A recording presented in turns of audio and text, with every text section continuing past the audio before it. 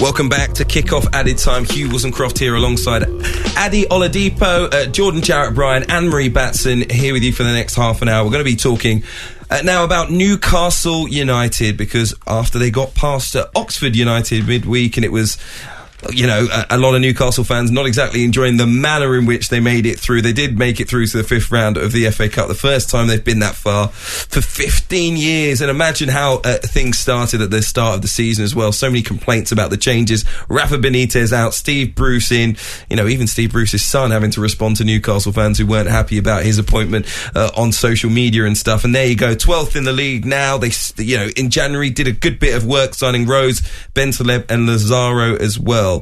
I wonder though, are the Newcastle fans still not having Steve Bruce? Let's speak to Matthew Renton. He's the owner of the Magpie channel and joins us now. Good evening. Good evening, how are you? Very well indeed, but how are you doing as a Newcastle United fan? Better than I anticipated in the summer, to be perfectly honest with you. Like you said, once Rafa left and was swapped a Champions League winning manager with a Championship manager and Steve Bruce, there was very little optimism around the club, but Brucie said that when he came in, he would take the FA Cup seriously and he'd be, you know, try and get results to get fans back on seats amid boycott talks at the start of the season. And to be fair to him, he's done that. You know, the football is far from pretty, but it's a results-driven business. And like you said, Steve Bruce has got Newcastle sitting in 12th now. You hope we won't get sucked into a relegation battle and through the FA Cup fifth round for the first time since Mike actually took over the club. So at the minute, pretty well. What do you make of the performance in midweek, though? You got through just about. Just about. Typical Newcastle, always make life difficult. Always a roller coaster ride in the black and white. But I think it's the FA Cup. These things can happen, isn't it? You know, at 2-0, the game should be gone. But you've seen Shrewsbury do the same to Liverpool, to be fair. So at least we had the extra time. It took a screamer to win the game. But the main thing is win the hat for the next round. Hi, Matthew. This is Anne-Marie. Hello. Alan Shearer recently said, he gave his thoughts on the team at the moment, and he recently said that he believes that Joel Linton needs to get in the box and the midfielders need to break the line and get in front of the forwards and be creative. Is that something you agree with? Absolutely, but Newcastle fans have been crying out for this. I mean, as good as Steve Bruce has been doing, it is ugly and it is 5 at the back. It was 5 at the back at home against bottom of the table Norwich. It was 5 at the back even at home to Oxford. So he doesn't really like to play too creative. I think there's creative players in there like St. Maximin and Almiron who are having to do different jobs than they should be, less freedom given to them. And when it comes to the final third, there's a severe lack of creativity or any kind of plan to attack the team more. We just sit back and hit them on the counter with pace. And it's, like I say, it's ugly to watch at times. But Alan's right, you know, obviously Jordan has got to be down the moment of the box, because even when there's a delivery from the wing, there's nobody get on the end of it. But to be fair, Julian, and I don't know whose idea it was to spend £40 million on him as a number 9 when he was a right forward in Germany, and his goal scoring record was not prolific, but we've got to work with the best we've got, I suppose. Matthew, Ade here, mate. Look, let's be honest. Look, he's doing a good job, isn't he? You've got more points than you had with Rafa at the same time this season. You've had horrendous injuries, no strikers. Andy Carroll's not doing much for you. He's brought in Danny Rose. Is he not doing a good job?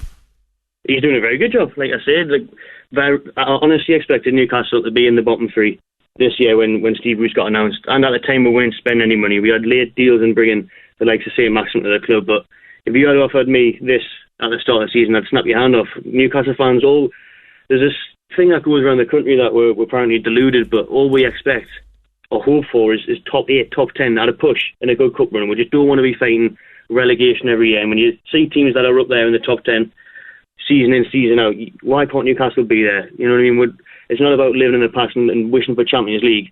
We only hope for that if a takeover ever happens, because we know it's not going to happen in a Mike Ashley. But at the minute, you've got to put your hands up and say Steve Bruce is doing a good job. Newcastle into the 5th round of the FA Cup, and like I say, hopefully not getting stuck into a relegation battle. West Brom away in the 5th round of the FA Cup. You think that's a good chance of reaching the quarterfinals? It's an outstanding chance. It's a really, really good opportunity. I mean, Newcastle doing pretty well in the Championship.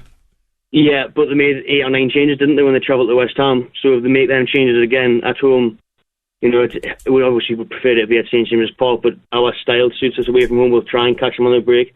Bruce, I'd imagine, will play strongest possible 11 again. we should get through, because surely West Brom will be focusing on promotion rather than the cup, whereas we can go all guns blazing. 2-2 against Oxford United. Come on, West Brom. I like your confidence. You know what? Don't worry about Brucie's thing with Wembley. Say again?